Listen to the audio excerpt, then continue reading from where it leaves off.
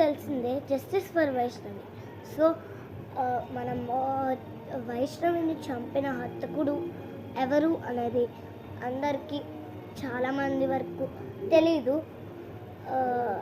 వైష్ణవిని చంపింది వాళ్ళ ఆయన, అంటే హరిబాబు. సో నేను చిన్నపిల్లని, బట్ అంత ఆమె మరీ అంత క్యూట్గా ఉంది. మళ్ళీ అంతమంది అన్నల్ని పెట్టుకుంది.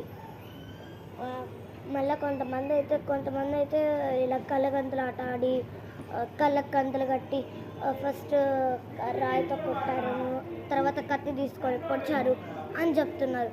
ఇంకొంతమంది గొడవలో అయింది, ఇంకొంతమంది అలా ఇలా చెప్పుకుంటున్నారు. మనకేం తెలుసు? సో ఈ సమాజానికి తెలిస్తేనే కదమ్మా.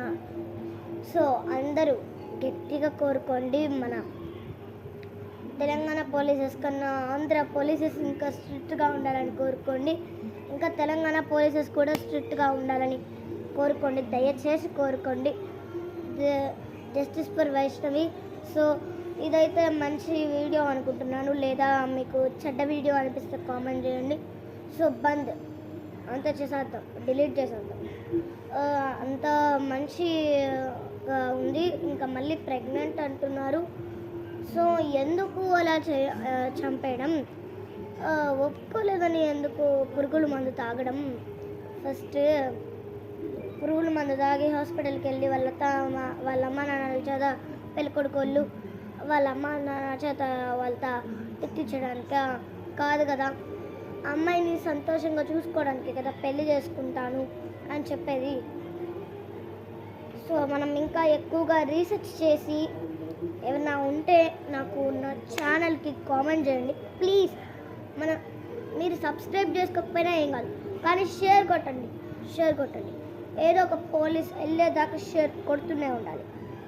ఆర్మీ దాకన్నా యాడికన్నా పోనీ షేర్ కొడుతూనే ఉండండి. ఇప్పుడు దాకా ఒక్కటి కూడా అడగలేదు, ఇదొక్కటి చేయండి చాలు. Justice for Vaishnavi please.